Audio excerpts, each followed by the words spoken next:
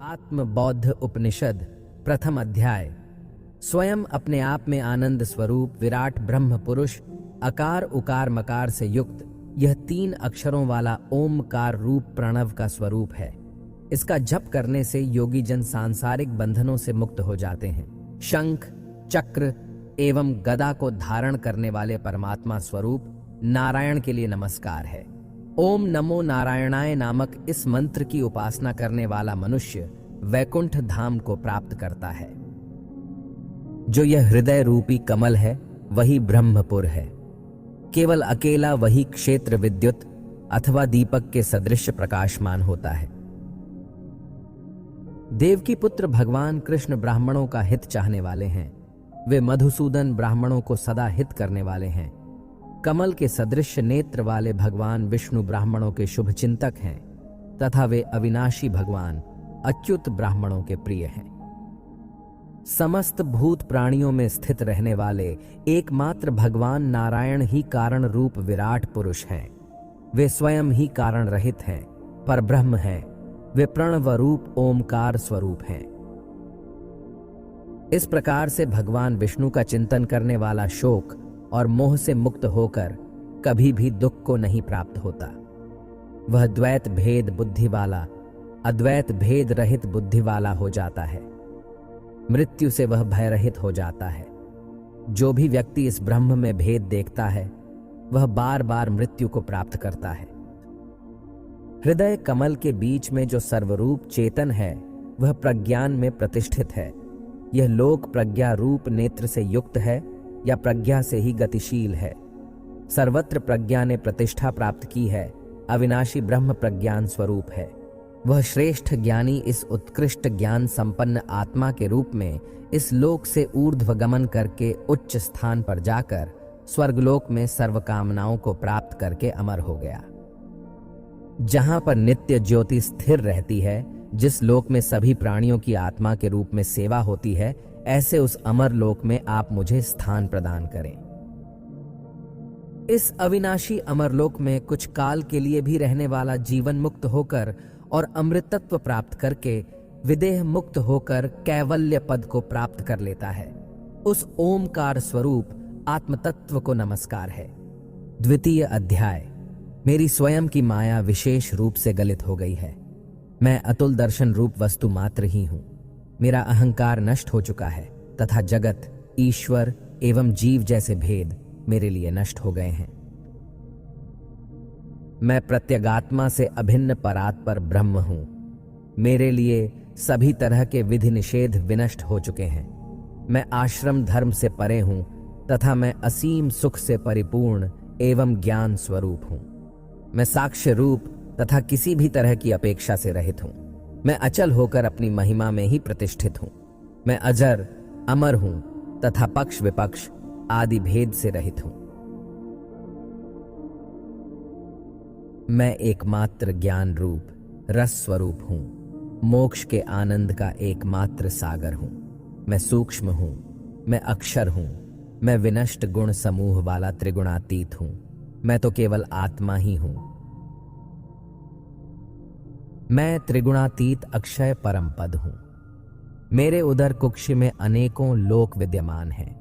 मैं कूटस्थ चैतन्य स्वरूप हूं। क्रिया रहित धाम आश्रय स्थल हूं तथा मैं वितर्क्य रहित हूं। मैं एक हूं। मैं अविकल अर्थात परिपूर्ण हूं। मैं निर्मल एवं निर्वाण मूर्ति हूं। मैं अवयवों से रहित तथा मैं ही अजन्मा हूं। केवल सत्स्वरूप में सबका सारभूत मैं ही हूं। मैं अवधिरहित निज बोध रूप हूं। मैं श्रेष्ठतर भावों से युक्त तथा भेद रहित हूं। मैं अति विराट तथा निर्दोष हूं। अवधि एवं सीमा से रहित केवल आत्म स्वरूप हूं। मैं वेदांत के द्वारा जाना जाता हूं। आराधना के योग्य हूं। सभी भुवनों में अनुपम सुंदर हूं।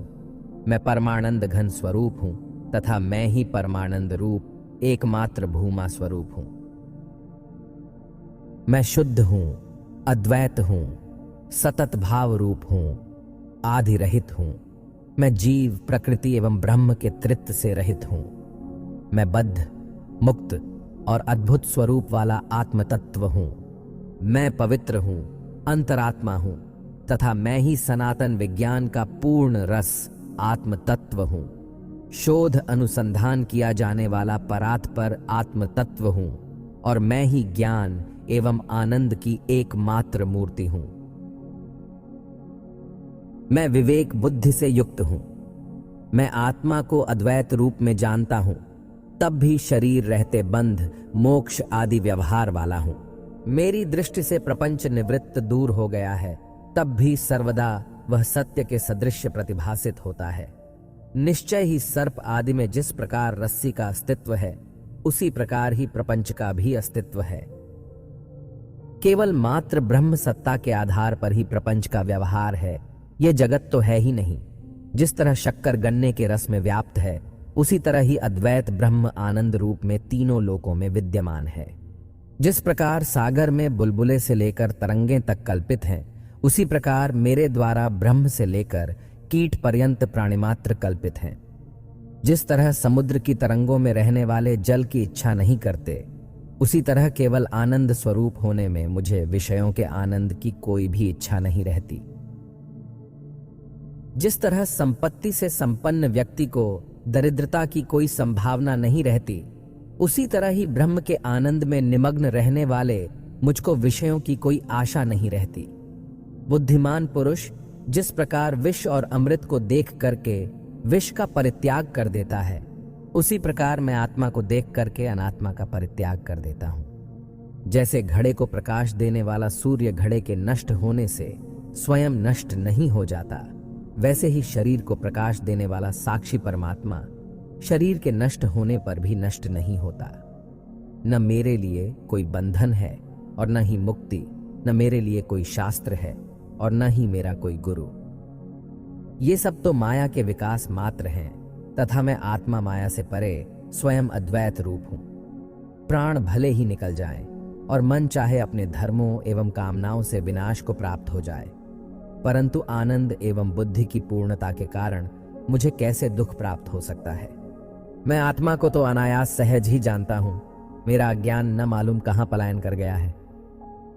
अब मेरा कर्तृत्व भाव बिल्कुल नष्ट हो गया है तथा मुझे कुछ भी करना शेष नहीं है। ब्राह्मण कुल, गोत्र, नाम की सुंदरता एवं जाति का अस्तित्व तो मात्र स्थूल शरीर में ही होता है। मैं तो स्थूल पदार्थों से बिल्कुल पृथक हूं। भूख, प्यास, अंधापन, बहरापन, काम, क्रोध आदि सभी तरह के धर्म लिंग आदि शरीर में स्थित रहते हैं। मैं तो इस लिंग शरीर से रहित हूं। मुझ में इनमें से कोई भी विकार नहीं है। जड़ता, प्रियता और आनंद मनाना आदि कारण शरीर के धर्म हैं। मैं तो नित्य और निर्विकार स्वरूप से युक्त हूं, अतः ये उपर्युक्त सभी मेरे धर्म नहीं है। जैसे उल्लू को सूर्य अंधकार युक्त दिखाई देता है, वैसे ही मूढ़ अज्ञानी मनुष्य को स्वयं प्रकाश स्वरूप परमानंद में अज्ञान दृष्टिगोचर होता है।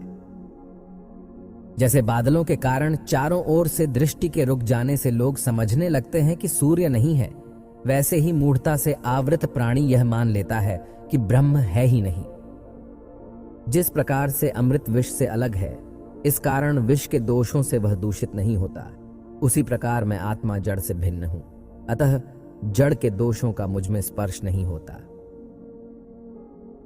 जैसे दीपकणिका अर्थात दीपक की छोटी सी ज्योति भी बहुत बड़े अंधकार को विनष्ट कर देती है, वैसे ही थोड़े से ज्ञान का प्रकाश भी घने अंधकार रूपी अज्ञान को विनष्ट कर देता है। जैसे रस्सी में तीनों कालों में कभी भी सर्प नहीं है, वैसे ही अहंकार से लेकर शरीर तक का संसार मेरे अंदर तीनों काल में नहीं है। मैं तो केवल अद्वैत रूप में ही हूं। मैं चैतन्य स्वरूप हूं, इसलिए मुझ में जड़ता नहीं है। मैं सत्य स्वरूप हूं, इस कारण मुझ में झूठ नहीं है। मैं आनंद स्वरूप हूं, आनंद स्वरूप होने के कारण मुझ में दुख नहीं है। ये सभी जगत प्रपंच तो केवल अज्ञान से ही प्रतिभासित होते हैं। इस आत्म प्रबोध उपनिषद का जो व्यक्ति कुछ क्षण भी उपासना साक्षात्कार प्राप्त कर लेता है, वह पुनः इस संसार में नहीं आता है। ऐसी यह उपनिषद है। ओम शांति विश्वम।